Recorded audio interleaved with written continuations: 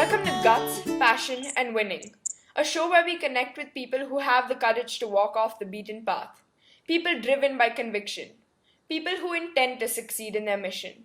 I'm Inika Chikarmane, and we are joined today by Mr. Manish Sharma, the founder of Printo. Printo is a one-stop shop for easy printing for individuals as well as businesses. This program is pre-recorded. However, you can tweet any questions you have for Manish at MASH57 on Twitter with the hashtag AskGutsyWins. Hello, Mr. Manish. Hey, Nika, how are you? I'm good. How are you? Doing very well. So, starting off with one of the most fundamental questions of this interview, why did you even think of becoming an entrepreneur? I didn't think of becoming an entrepreneur. Right? When I was in college, I was very sure that one thing I don't want to do is run a business. Because my father always worked for somebody who ran a business, and the image in the house of this boss was not very very positive. Let's say that. So my dad had to run off for errands on weekends. We had to cancel holidays because the boss called. The boss said this. So I hated being the boss. I said, that's the one thing I don't want to do. So I had lots of other things that I wanted to do. I didn't know. I didn't know whether I wanted to be an engineer really after finishing my engineering, or go into theater, or do something else, or go into advertising. But one thing I knew for sure, I don't want to do business. So, in school and stuff, were there other subjects you were particularly interested in, or something that really caught your eye? I mean, where would you be today if you weren't here? Okay, sorry about that. Yeah. So, I think if I was in school, I was always interested in computers, right? That was something which my dad used to travel abroad a lot because he was a export manager, and he used to bring me he once bought me a computer, and that kind of got me excited into computers now. So I was naturally given towards that, and I thought that's what I'll do. Maybe something in science, because really enjoyed electronics and electricals. I used to be the guy who used to fix stuff at home when my dad was not around. And so if you said there are two subjects that really at school which I really enjoyed, one was physics and electronics and all that kind of stuff. Computers wasn't there as a subject. And the other subject I enjoyed was we had a subject called theater. So I used to do a lot of theater. And that's what I liked. Okay. So, you and your wife have started this business together. Can you tell me a little about what that's like, what works and what doesn't? Yeah, it's like starting business with a friend. Very not very different from that.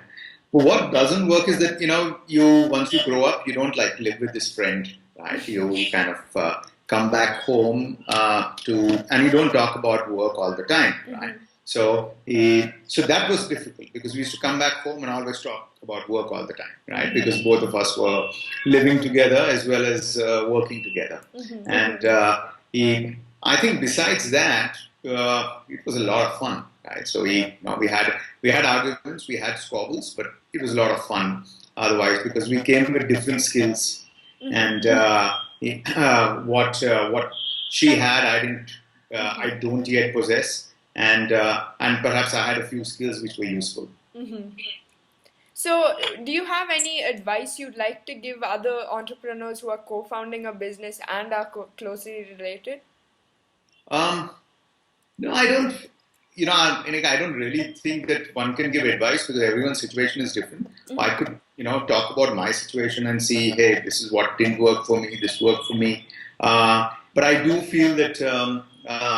Working with somebody else rather than just being friends whom you've not worked with is very important, right? And we just got lucky that we kind of could work together, but we had tough times when we started off trying to figure out how do we work together in a group, right? So if you've worked with friends, whether in college or on a project and multiple projects or at work as a colleague, then it's great. You know what you're going to do when you get into business, right? Otherwise, you have this image of your friend being, working in a certain way.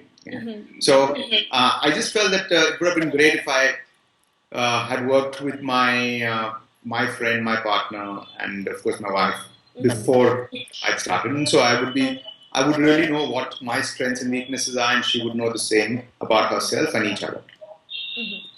So, where did you find your early employees and what was it like hiring them? What did you look for? Was there something specific you were going after?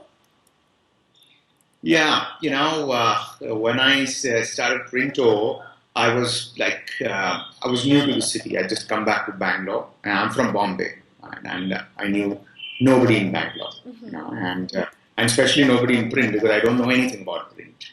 And so the one thing I looked for was if people were open, had a great attitude, didn't want to, they were open to do anything. So it was attitude. I said that's something which would be great to have.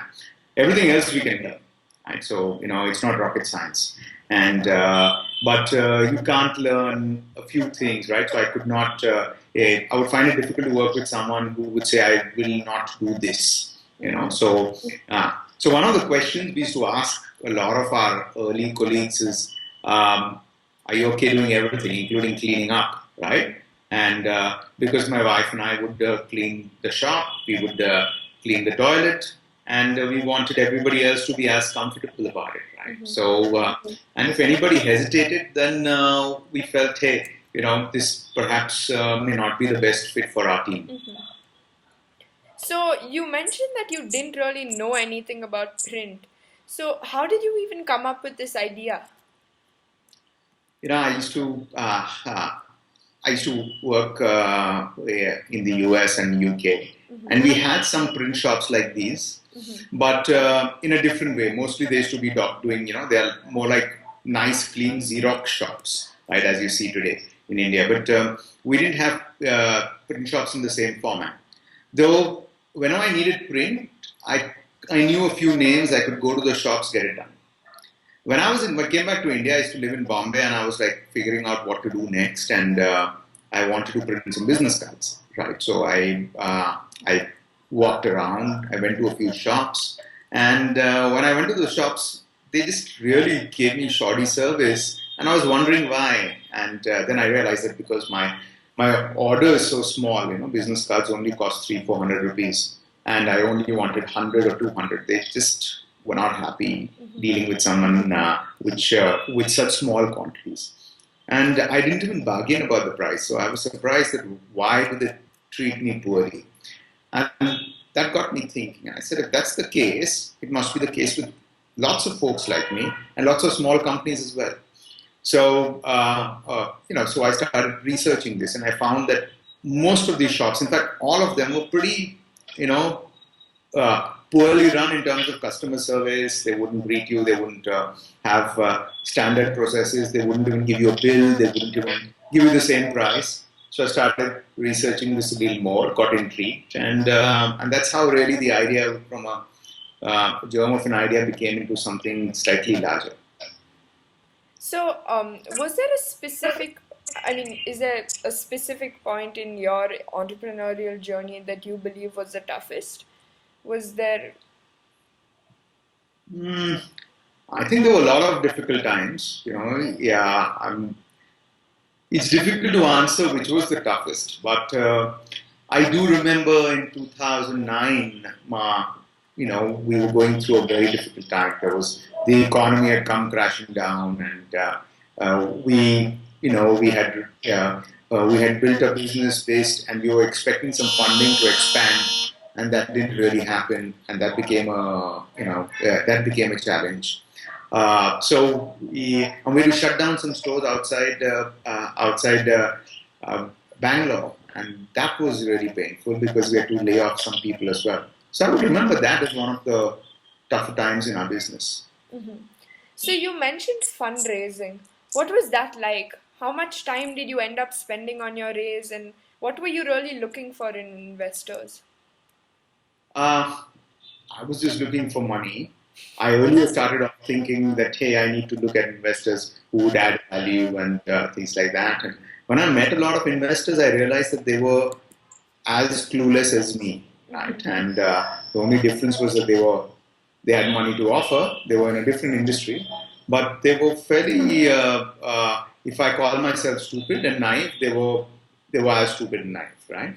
So I stopped looking for certain qualities in investors, but I looked for I yet tried to see if they had I asked a few other entrepreneurs around about what they felt of certain investors, but there were very few, so there was not much of much information that I could gather or take a decision on. So I just let it be. I thought if the investors have made some investments in similar businesses like ours, let's say retail, right, then maybe that's a good sign, right? So that's what I look for.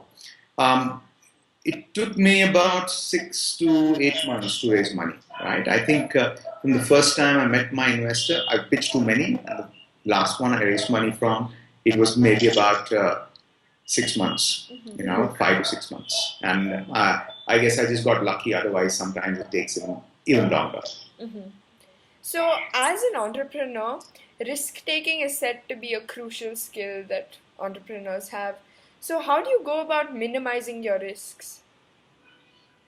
See, because you have mentioned this word risk taking, I don't, but you also mentioned the word skill. I don't think it's something like a skill. It's not something that at least I didn't start off saying, okay, let me take some risks in life. It didn't start off that way, right? So, yeah, a lot of us are kind of different. Maybe some of us take to entrepreneurship from a different path. So, I, of course, wanted to do something different every time, right? And he wanted to do something new. So, for others, it might be risky. For me, it's more fun.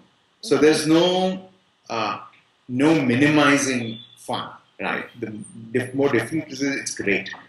But of course, you do the numbers, you think of money, you think how much money you have, how much money can you spend, and try to spend less of it. And that's the best way to minimize risk. You also go and ask a few people that, what do you think about this business, right? And of course, then you do whatever you want. But you should ask a few people and see if they have an opinion which helps you, take a better decision. But it's like it's like solving these puzzles, and there's puzzles, and there are so somebody gives you more and more information, doesn't necessarily help you solve that puzzle necessarily. You've got let's say a mystery rather, right? A puzzle, yet you can see pieces and put together, but somebody's telling you a mystery and you're trying to explain, how it is. You just can't get information, ask people, and say, okay, I'll solve it. You also need to take some bets. I guess this is what's going to go on, and one way, of course, to minimize risks in that sense is to do things fast, right? To turn around stuff very fast, right? Say, if you and understand that this you tried failed, so let me try something else. So, risk taking obviously does not always work out. So, what do you think is the most important thing in overcoming failure or just dealing with it? I think it's a tough question. Yeah, what's the most important thing? All of us have our own theories, So I don't think there's something like I could say it is most important thing, but I have my what's the worst case scenario theory, right? So whenever I'm like really feeling down and things don't go well, then I would just start sitting down and say, okay, what's the worst that can happen? Okay, my business is going to shut down. Okay, and then what's the worst that can happen? You won't have a job. Okay, what's the worst that can happen? You won't have money. Okay, what's the worst that can happen? Fine.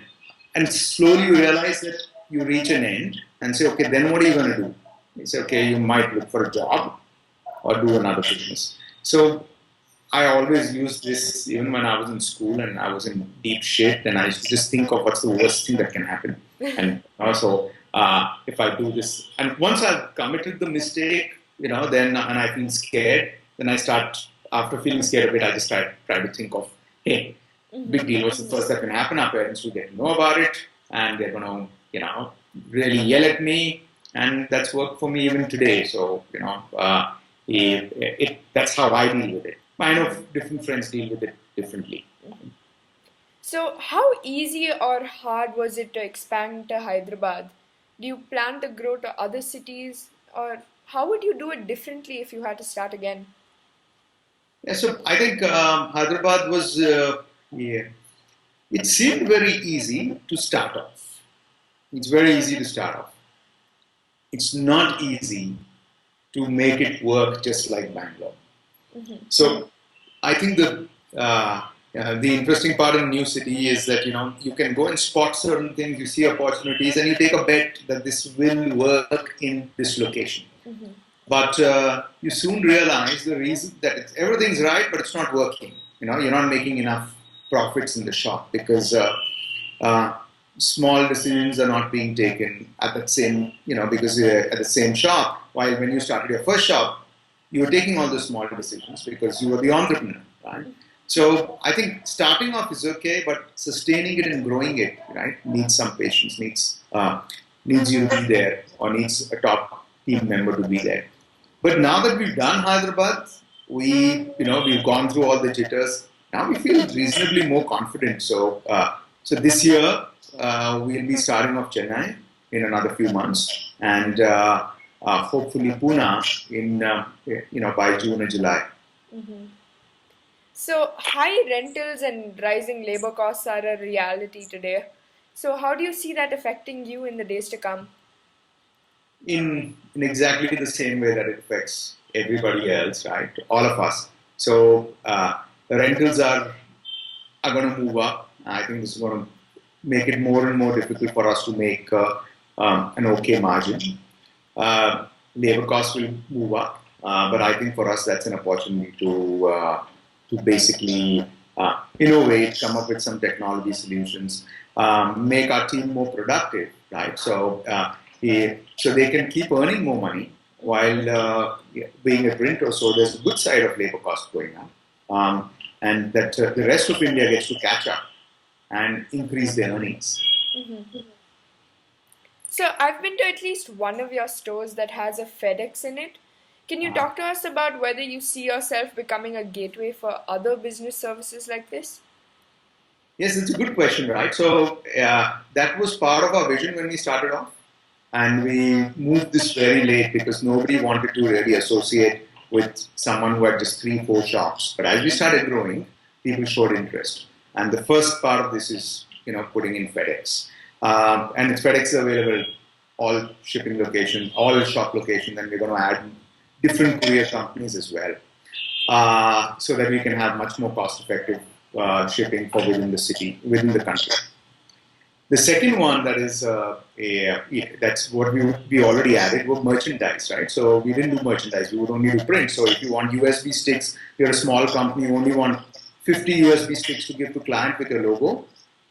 Nobody will give you that, right? So we saw that problem and we said, okay, let's see if we can provide this service as well. Yeah, and so we don't do the printing for USB sticks, sourcing. We just deal with other partners who literally provide the service to us. Right? We're going to try with a few more services. We're going to try stationery, right? So I don't know. Yeah, I'd like to ask you. Do you think you'd go and buy stationery from a printer shop, Yeah. like notebooks and what would you buy from a printer shop if you had to go in? Like in terms of stationery? Yeah, I think like personalized notebooks and stuff, but I've already seen like your diaries and stuff that you have. yeah, So I yeah. think that is something I'd buy. I was thinking of ready to sell stuff, right? Today where do you go for stationery, for example? I normally just go to like neighborhood stores. Yeah, so we felt that every time I used to go to a neighborhood store, sometimes I used to get exactly what I wanted very quickly. Most of the times I have to stand outside, right? I can't go and see all the varieties. So we thought let's experiment with stationery. So that's something which we may experiment with, right?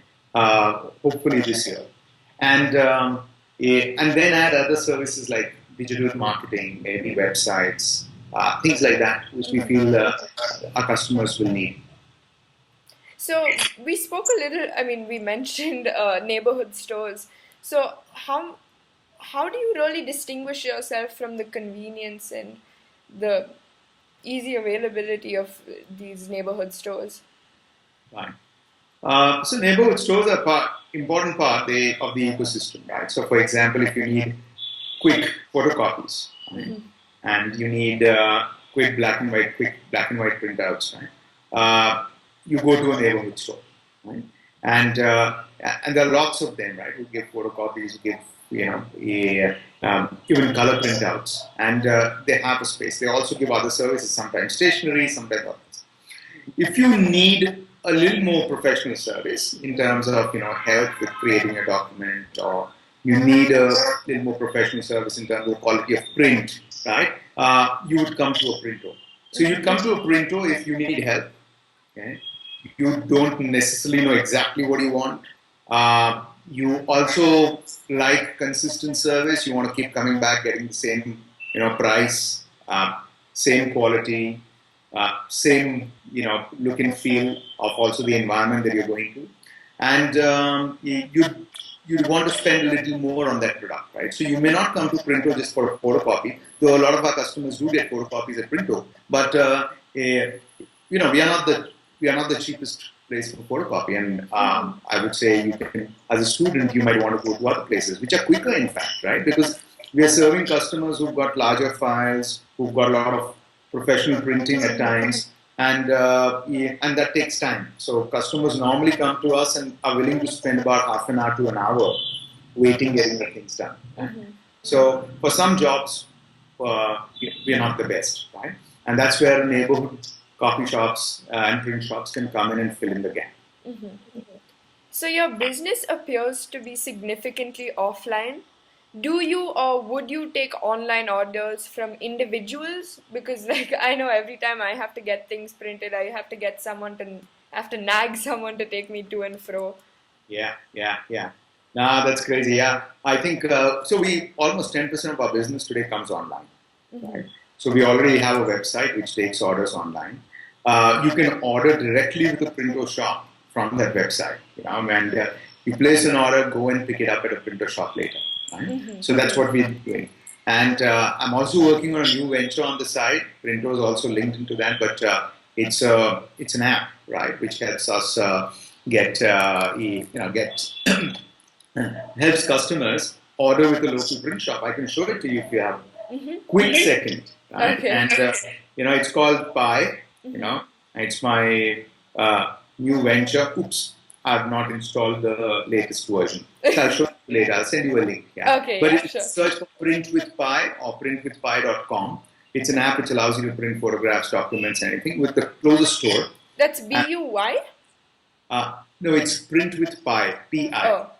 Okay. And as in 3.14. Mm-hmm. Yeah. So, and Print with Pi helps you print with a local shop. Yeah, today it's just Printo, but we intend to let you print with any local shop close to you. Go and pick it up in half an hour, or have it delivered to you within 2 hours. Yeah. So, how would you like people to remember you and your company? I wouldn't like people to remember my company because I hope it'll always be there. So, yeah. And so if you mean how would you like people to remember me after I'm dead? Is that your question? Right. Well, that's a bit harshly put, but yeah, essentially. Yeah. It's not harshly put, it's reality. So I don't think I like people to remember me after I'm dead because it should not matter. We should move on, right? And so yeah, no thoughts on that. Yeah?